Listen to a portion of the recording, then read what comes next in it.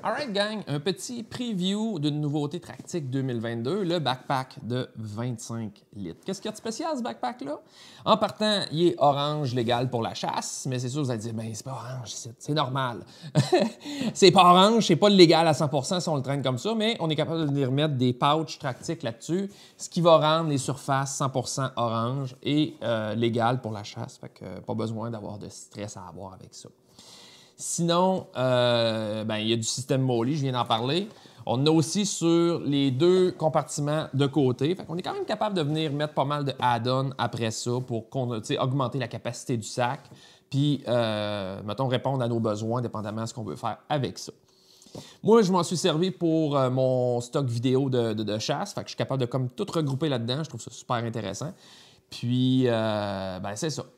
Tout ce qui est orange sur le backpack, c'est comme en espèce de feutre. Fait que si vous êtes du genre à frotter votre sac sur les troncs d'arbres puis des branches, ça va limiter un peu le son. Il est un peu plus silencieux là, au niveau du bruit quand on se met la main là-dedans et qu'on le frotte partout. Sinon, on va faire le tour du backpack. Je vais commencer par l'ouvrir.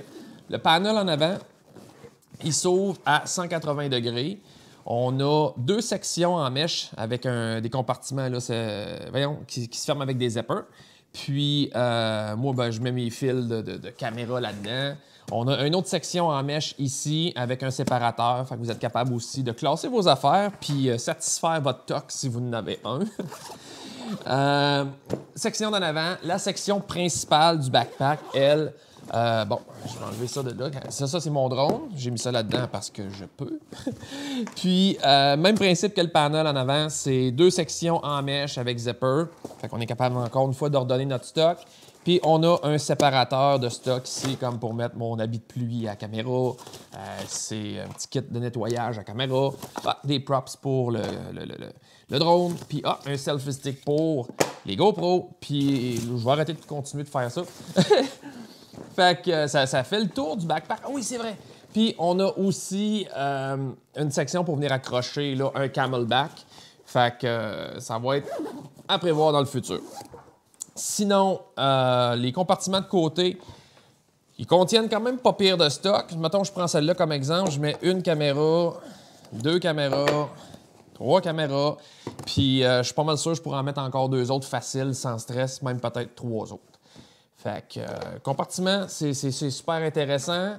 La partie du haut ici, on a un petit peu de poêle. Fait que pour ceux qui veulent mettre des patchs en velcro, c'est parfait pour ça. C'est un peu style MOLLE aussi. Mais mettons, je ne me servirais pas de rien de là-dedans, mettre une patch. En tout cas, je pense que vous voulez comme stuff. Sinon, de côté ici, on a une espèce de petit compartiment transparent, bizarre, en plastique. Je mettrais peut-être pas mes plaques de char là-dedans, là, mais tu sais, mettons, je prends une patch, là, on peut mettre genre ça ici, ça fait un petit nice to have, puis c'est juste parfait pour une patch, un gars dans le bois parce que j'étais trop cheap pour l'avoir avec velcro, fait que c'est juste parfait là-dedans.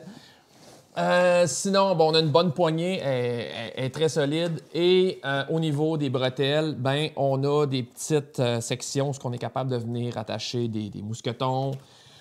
Ici, on a la strap au niveau du chest, si jamais on veut le rendre plus tight un peu. Fait que ça rend la ride un peu plus confortable quand on se promène avec en portage. Et on a quand même un bon rembourrage aussi dans le dos. Fait que c'est un backpack très confortable. Et on a aussi une section là, rigide derrière. C'est pas une affaire en titane, là. C'est pas un rack mount qui est très rigide, mais c'est juste assez rigide pour les besoins de backpack comme celui-là. Oui, on est rendu je suis rendu à vous parler de ça. Il y a aussi des petites straps de chaque côté, en fait, une de chaque bord. Fait qu'on est capable, admettons que vous avez un sac un peu trop vide, puis vous voulez le rendre plus tight un peu pour éviter que ça varlope pendant que vous promenez dans le bois, on est capable de venir rendre ça plus ferme un peu, et ça évite le stock de se promener à gauche et à droite dans votre backpack. Fait que ça fait presque le tour. En dessous, on a aussi, comme n'importe quel backpack, là, deux petites sangles.